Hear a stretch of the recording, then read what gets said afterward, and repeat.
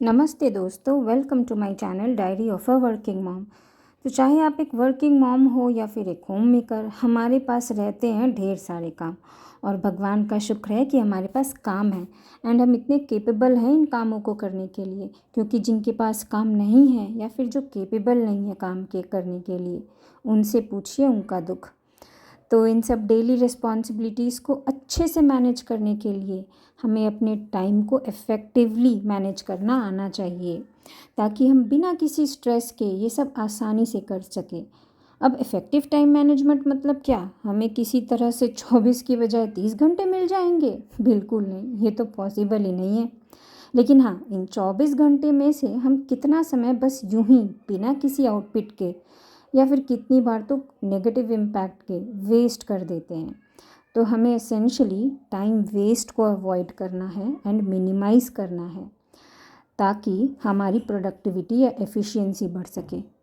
तो आज मैं आपसे शेयर कर रही हूँ मेरी कुछ ऐसे टाइम टेस्टेड टिप्स जो मुझे हेल्प करते हैं for making the most of my 24 hours and utilizing them effectively to manage my personal and professional work. तो शुरू करते हैं मेरी top 7 tips for effective time management and for maximum productivity. तो जिसमें सबसे पहले आती है making a weekdays and weekends routine और even daily routine as per your need. तो जब हमें पता रहता है कि आज हमें क्या क्या काम करना है और कितने बजे तक क्या क्या काम हो जाने चाहिए, तो हम बड़ी आराम से उन्हें कर लेते हैं। नहीं तो मोस्ट ऑफ़ द टाइम हम सोचने में ही लगा देते हैं कि करना क्या है, या तो फिर दिमाग में टास्क की लिस्ट ना होने की वजह से जब हमारे पास अपनी बेसिक कामों को ख़त्म करने के बाद कुछ टाइम मिलता भी है तो हम उसे बस ऐसे ही वेस्ट कर देते हैं। तो आपको जो भी नई चीज़ें करने का मन है और आप उसे नहीं कर पा रही हैं, तो इसका बस एक वजह है कि आपने उसके लिए कोई टाइम अपनी रूटीन में एलोकेट नहीं किया है। तो जब आप अपनी डेली रूटीन बनाएंगी तो आप खुद आश्चर्य हो जाएंगी कि आपने हर चीज़ करने के लिए समय निकाल लिया। ये है एक रूटीन के पास, ये सबसे बड़ा इंस्ट्रूमेंट है हमारी टाइम वेस्ट को मिनिमाइज़ करने का। तो आपको डेली क्या क्या टास्क करने हैं और कब करने हैं वो नोट करिए। उसके हिसाब से आप अपनी एक डेली रूटीन बनाइए। और जनरली क्योंकि वर्किंग मॉम्स हो या फिर होम मेकर मॉम्स हो, वीकडेज़ वाले जो टास्क होते हैं वो ऑलमोस्ट एक जैसे होते हैं और वो थोड़े डिफरेंट होते हैं कंपेयर टू वीकेंड्स वाले टास्क। फॉर एग्ज़ाम्पल वीकडेज़ में स्कूल होता है, मेरा ऑफिस होता है, जिसकी वजह से ऑफिस वर्क को प्रायोरिटाइज़ करना पड़ता है, और वीकेंड्स में मोस्टली घर के कामों को प्रायोरिटाइज़ करना पड़ता है। तो मैं प्रेफर करती हूँ वीकडेज़ एंड वीकेंड का रूटीन बनाना। और आप देख सकते हैं मेरी रूटीन, जिसमें मैंने ऑफिस के 10-12 घंटे की काम के साथ खाना बनाना, खिलाना, घर की क्लीनिंग, ऑर्गेनाइजेशन, डेली एक्सरसाइज करना, पूजा पाठ, अपने बच्चे को पढ़ाना, फैमिली टाइम, इवन यूट्यूब के लिए भी टाइम एफिशिएंटली निकाल लिया है। और हाँ, हमेशा आप एकदम परफेक्ट रूटीन फॉलो कर पाए ये तो कभी नहीं होता। आई मीन 10-15 मिनट इधर उधर तो हो ही जाता है। लेकिन और कभी कोई इमरजेंसी या कोई अर्जेंट टास्क अचानक से आ जाती है, तो आपको, अगर आप रूटीन फॉलो करते हैं तो आपको यूजुअली पता होता है कि उस दिन के लिए कौन सा काम ज़्यादा प्रायोरिटी का है और कौन सा कम, जिस हिसाब से आप उन टास्क को कम या ज़्यादा टाइम दे सकते हैं या टोटली अवॉइड कर सकते हैं based on your need. For example, कभी मेरा क्लाइंट प्रेजेंटेशन है, सपोज़ अचानक से उस दिन है मुझे करना, अचानक से हुई या अर्जेंटली उस दिन ज़्यादा मुझे काम है, ऑफिस में ज़्यादा टाइम लगेगा, तो मैं फिर लंच 2 घंटे के बजाय हाफ़ एन आवर में ही बना लूँगी। कितनी ही सारी रेसिपीज़ हैं जो हाफ़ एन आवर में बन हो जाती हैं, जैसे कि पनीर भुर्जी हुआ, एग भुर्जी हुआ, या फिर कुकर में कोई भी सब्ज़ी फटाफट बन जाती है। तो और कितनी बार होता है, जैसे महीने में 2-3 बार मेड दिन तो छुट्टी करती है, तो उस दिन मैं मॉर्निंग वॉक के बाद आकर अपनी स्ट्रेंथ ट्रेनिंग नहीं करती, वो मैं हटा देती हूँ अपनी रूटीन से। उसके बजाय मैं घर की साफ़ सफाई और बर्तन साफ़ कर लेती हूँ। तो जब आप एक रूटीन फॉलो करते हैं तो आप कोई भी इमरजेंसी सिचुएशन को आप इजीली हैंडल कर सकते हैं, इजीली आप टास्क को इधर उधर एडजस्ट कर सकते हैं according to that day's priority, है ना। तो ये है रूटीन की पावर। तो रूटीन बनाना नंबर 1 टिप। अपनी डेली आपके नीड के अकॉर्डिंग या तो आप अपनी कोई डेली रूटीन बनाइए, राइट। या तो फिर आप मेरी तरह एक वीकडेज़ या वीकेंड्स की रूटीन बनाइए। ओके, अब चलते हैं दूसरी टिप। सो सेकंड टिप है making a to do list and a plan for everything, right. So to do list क्या होता है? तो बेसिकली नाम जैसा कह रहा है उसकी तरह एक बेसिकली जो भी आपको करना है, जो भी टास्क आपको करने हैं उसकी लिस्ट होती है। जो भी ज़रूरी काम किसी दिन में आपको करना है उसकी आप एक लिस्ट बनाते हैं बेसिकली। तो रूटीन क्या होती है? रूटीन में जनरली आप एक जेनरिक टास्क लिस्ट को टाइम एलोकेट करते हैं, जो आपको जेनरिक कुछ टास्क करने होते हैं किसी भी एक दिन में। फॉर एग्जांपल क्लीनिंग हुआ, कुकिंग हुआ, एक्सरसाइज, रीडिंग या फिर ऑफिस के काम। तो वो आप रूटीन में उसके लिए टाइम एलोकेट करते हैं, रूटीन जो बनाते हैं। अब टू डू लिस्ट में आप क्या करेंगे? आप अपने डेली बेसिस पे लाइक नेक्स्ट फ्यू डेज़ के में आपको क्या क्या काम है जो ज़रूरी हैं आपको करने के लिए, वो आप नोट डाउन करते रहते हैं। Of course priority wise note down करना चाहिए।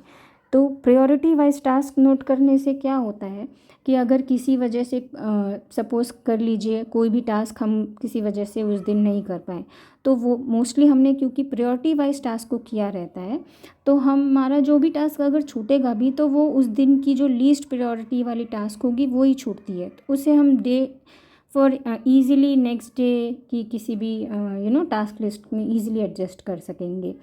तो हमारा स्ट्रेस बिल्कुल नहीं होगा, हमें हड़बड़ी नहीं होगी कि अरे अरे करना है या टाइम क्रंच है उसे तो करना है, क्योंकि हमने ऑलरेडी अपने टास्क को प्रायोरिटी वाइज ही अपने डेली टू डू लिस्ट में डाला होता है। तो एक टू डू लिस्ट बनाना डेली का वो बहुत इम्पॉर्टेंट होता है। तो आप ये जैसे कि देख सकते हैं ये मैं इस तरह अपनी टू डू लिस्ट बनाती हूँ। और तो मैं अपना जो पर्सनल एंड प्रोफेशनल टास्क की टू डू लिस्ट है मैं उसे अलग अलग बनाती हूँ। ऑफिस की टू डू लिस्ट में मैं डेली के दिन की शुरुआत और एंड में जब कुछ भी टास्क या फिर बीच बीच में जब भी कोई टास्क आता है तो मैं अपनी टू डू लिस्ट को अपडेट करती रहती हूँ। और दिन के शुरुआत और एंड में उसे ज़रूर रिविज़िट करती हूँ देखने के लिए कि आज क्या काम करना है, कल के लिए क्या इम्पोर्टेंट है। तो ये टू डू लिस्ट मेंटेन करना ऑन अ डेली बेसिस और चेक करते रहना सो दैट हम अपने सारे काम प्रायोरिटी वाइज आराम से कर सकें बिना भूले और बिना किसी स्ट्रेस के। और पर्सनल कामों के लिए भी मैंने अपने फ़ोन की नोट्स में मैंने एक तो प्रोफेशनल वाला मैं अपनी ऑफिस के लैपटॉप में एक्सेल शीट में बनाती हूँ, और पर्सनल वाला जो है मैं अपनी बेसिकली मेरी जो भी प्लानिंग होती है राइट रूटीन या जो भी टू डू लिस्ट है वो सब मेरे फ़ोन के नोट्स में बना के रखती हूँ, क्योंकि फ़ोन यूजली बहुत हैंडी रहता है। तो आपकी पर्सनल चॉइस है, आपको आपकी कोई डायरी है या फिर ऐसी कोई प्लानर है तो आप उसमें कर सकते हैं based on your preference, right. So main thing is आपको एक टू डू लिस्ट बनाना चाहिए जिसमें दिन के शुरुआत और एंड में अपडेट करते रहना चाहिए, जैसा कि मैं करती हूँ अपनी पर्सनल टू डू लिस्ट को भी। तो टू डू लिस्ट इंश्योर करेगा कि मैं ज़रूरी काम या नीड्स बेसिस पे या कोई ओकेशन के हिसाब से समय पूरा कर लूँ बिना किसी हड़बड़ी के या स्ट्रेस के। और ये जो टू डू लिस्ट के काम होंगे आपके वो आप अपने रूटीन के अकॉर्डिंग किसी भी एलोकेटेड टाइम में कर सकेंगी। तो जैसे आपने सपोज़ कर लीजिए क्लीनिंग या ऑर्गेनाइजेशन के लिए अपनी रूटीन में टाइम एलोकेट किया है, तो आप अपनी क्लीनिंग या ऑर्गेनाइजेशन वाली जो भी टास्क्स होंगी राइट, चाहे वो फेस्टिव ओकेशन हो या किसी भी वजह से हो, तो उसे आप उस टाइम में कर लेंगी। आपने सपोज़ करिए अपनी रूटीन में कोई ब्रेक के लिए टाइम एलोकेट किया है या फिर डेली के ऐसे ही कुछ भी टास्क के लिए टाइम एलोकेट किया होगा जो कि करना ही चाहिए, तो उस टाइम में आप अपनी ये जो भी डेली के टास्क हैं ना जैसे कि ग्रॉसरी ऑर्डर करना या कोई बुकिंग्स करना, ये सब करेंगी, ये सब टास्क कर लेंगी। तो आपको पता होगा बेसिकली कि आपके जो भी टू डू लिस्ट के टास्क हैं वो आपको अपनी रूटीन में कहाँ कब करनी है, राइट, किस टाइम फ्रेम में करनी।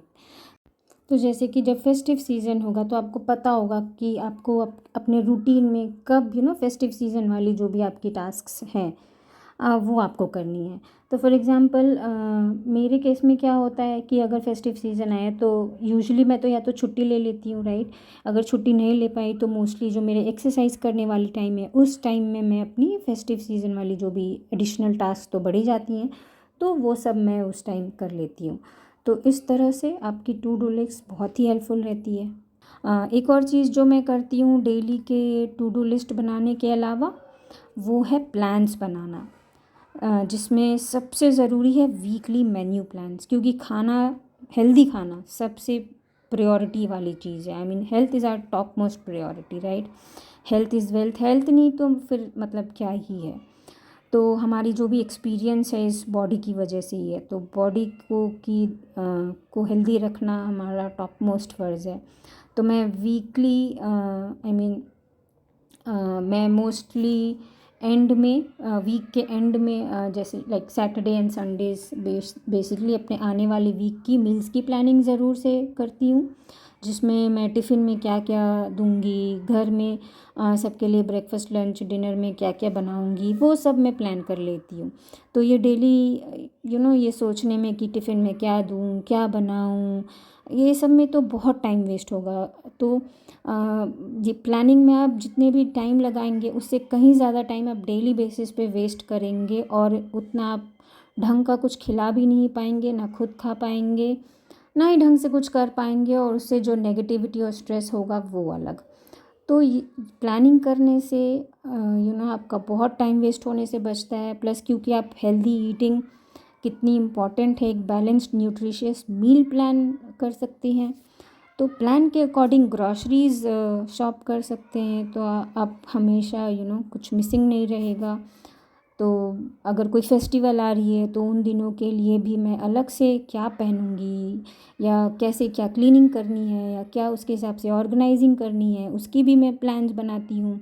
सपोज़ कहीं घूमने जाना है तो उसकी आइटनरी से लेकर, पैकिंग से लेकर, डेली कब क्या पहनूंगी, बच्चे को क्या पहनाऊंगी, हस्बैंड क्या पहनेंगे, उसकी भी सारी प्लानिंग मैं करके रखती हूँ to make the most of my holidays.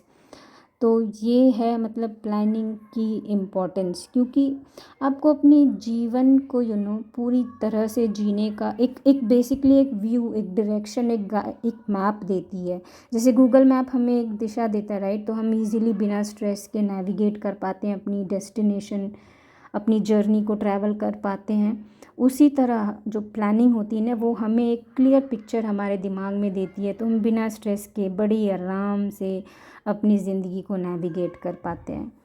तो अगर आपको सपोज़ कर लो ऑफ़िस जाना होता है, राइट, तो आप अपने डेली वर्क वेयर को भी प्लान कर सकती हैं। तो थोड़ा टाइम इसमें लगता है, बट इससे जो टाइम वेस्टेज आप रोक सकते हैं डिसाइड करने में कि क्या पहनना है, और कितनी बार आप बहुत सारे कपड़े ऐसे ही छोड़ देते हैं क्योंकि आपको उन पे नज़र ही नहीं किया, आपने उनसे प्लान ही नहीं किया। तो ये सब आप अवॉइड कर सकते हैं। इससे जो नेगेटिविटी या मेंटल स्ट्रेस होता है ये अवॉइड कर सकते हैं आप। जो कि ये इम्पोर्टेंट ओकेशंस को मिस करना, या अब पूरी तरह से सज सवर नहीं पाना, या हर ओकेशंस को, हर एस्पेक्ट ऑफ लाइफ को इंजॉय नहीं कर पाने से जो नेगेटिविटी या स्ट्रेस हो जाती है, वो सब आप अवॉइड कर सकते हैं अगर आप अपनी अपनी लाइफ इवेंट्स को, अपनी चीज़ों को प्लान करें। तो कुछ भी हो उसका प्लान बनाइए, क्योंकि if you plan for it you will certainly do it. अब मेरी तीसरी टिप है doing tasks with mindfulness. Fast नहीं बल्कि फोकस्ड होकर काम करना सबसे इम्पॉर्टेंट है अगर हम किसी भी काम को जल्दी करना चाहते हैं। ये मैंने अपनी पिछली वीडियो में भी कहा था। फास्ट काम करने से हमारी फ़ाइट मोड एक्टिवेट हो जाती है और स्ट्रेस हार्मोन्स रिलीज़ होता है, जो हमारी सारी एनर्जी को ड्रेन कर देती है। प्लस हड़बड़ी में गड़बड़ी तो हम सब ने की है। तो आप जब जो काम कर रही हैं उसको अपना पूरा ध्यान और फोकस देकर करिए, और अपने नॉर्मल स्पीड में करिए। अगर आपसे कुकिंग कर रही हैं और सोशल मीडिया भी उसी टाइम देख रही हैं तो ज़्यादा चांसेस है कि कुछ तो जलेगा ही या फिर कुछ तो छूटेगा ही। या तो आप काम ज़्यादा या तो फिर काम करने में टाइम बहुत ज़्यादा लगेगा क्योंकि आपने काम की स्पीड बहुत स्लो कर दी है सोशल मीडिया के चक्कर में। Same goes with office work. अगर बार बार अगर आप किसी इंपॉर्टेंट काम के बीच अपनी नोटिफिकेशंस चेक करते रह रहे हैं, या फिर कोलीग्स की कोई पिंग्स का रिप्लाई करते रह रहे हैं, तो आप जो थॉट प्रोसेस जो है आपकी, वो बार बार आपको रीस्टार्ट करनी पड़ेगी, जिसमें कितना टाइम वेस्ट होगा। तो जो भी आप करें पूरी फोकस के साथ करें, एक साथ बहुत सारी चीज़ें करने की कोशिश बिल्कुल ना करें। तो आप कहेंगे कि मल्टीटास्किंग तो हम सब ने सुना है कि सबसे इम्पॉर्टेंट है फॉर टाइम मैनेजमेंट, तो इसी पे बेस्ड है मेरा फोर्थ टिप। मल्टीटास्किंग ज़रूर इफ़ेक्टिव है टाइम मैनेजमेंट के लिए, लेकिन उससे ज़्यादा इम्पॉर्टेंट है ये पता होना कि मल्टीटास्किंग कब करना टाइम को इफ़ेक्टिवली यूज़ करवाता है और कब टाइम वेस्ट। तो मल्टीटास्किंग तभी करें जब एक टास्क करने के बीच कोई वेट टाइम हो। जैसे मैंने अगर सब्ज़ी बनाकर स्लो फ्लेम पर रख दी और उसे 5 मिनट स्लो फ्लेम पे ही रखना है अच्छे से पकने के लिए, तो मैं इस टाइम में कोई किचन ऑर्गेनाइजेशन या छोटी मोटी क्लीनिंग कर लूँगी, या ग्रॉसरीज़ के डिब्बे फिल कर लूँगी, या कोई ग्रॉसरी ऑर्डर कर लूँगी। या फिर सपोज़ मैंने ऑफ़िस के से लगातार 1-2 घंटे काम किया ऑफ़िस के, उसके बीच मैंने 5 मिनट्स का ब्रेक लिया है, 5-10 मिनट का, तो मैं उस बीच कोई डेली के कपड़े फ़ोल्ड कर लिया, या फिर कोई कंटेंट है मेरी जो पोस्ट करनी है वो तब मैं करती हूँ, या कोई बेसिक डस्टिंग कर ली, या मशीन में लोड लगा दिया, या कोई ग्रॉसरी ऑर्डर करनी है बेस्ड ऑन माई प्लान या टू डू लिस्ट, तो वो मैंने कर ली। तो मैं कौन से काम और कब मैं कौन से सारे काम को मल्टीटास्क करती हूँ और कब कब मल्टीटास्किंग करती हूँ, इस पर भी मैंने एक डिटेल्ड वीडियो ऑलरेडी बनाई हुई है, तो आप वो वीडियो भी ज़रूर चेक करें, आपको बहुत हेल्प मिलेगी। तो अब मेरी फिफ्थ टिप जो कि है to keep alternating between physical and mental work to increase your efficiency and productivity. तो ये जो टिप है ना, वो भी एक तरह से टाइम वेस्टेज को रोकती है, जो दिमाग या शरीर के स्टैग्नेशन से आ जाती है जब हम लगातार एक जैसे काम देर तक करते रहते हैं ड्यू टू फिज़िकल या मेंटल एग्जर्शन। तो इसलिए ही मैं 5-10 मिनट की बीच में ऑफिस की, जैसे मैं लगातार काम कर रही हूँ तो 5-10 मिनट की मैं ब्रेक लेती हूँ, क्योंकि लगातार घंटों तक बैठे बैठे काम कर रहे हैं, ऑब्वियसली आपका ब्लड फ्लो दिमाग में या शरीर में कम हो जाएगा, तो ब्लड सर्कुलेशन के लिए इम्पॉर्टेंट हो जाती है कि आप बीच में थोड़ा फिज़िकल काम कर लें। तो एंड डूइंग मेंटल, तो और फिर दिन भर में जो मेरा रूटीन भी आप देखेंगे वो ऐसा ही है कि मेरा मेंटल और फिज़िकल काम साथ साथ दोनों ही, मेरा हर डेली के रूटीन में मेरे दोनों ही काम रहते हैं। तो अगर आप हाउसवाइफ है तो भी आप सपोज़ ऐसा नहीं है कि आपके कोई मेंटल काम नहीं होंगे या सारे फिज़िकल ही होंगी, बिल्कुल नहीं।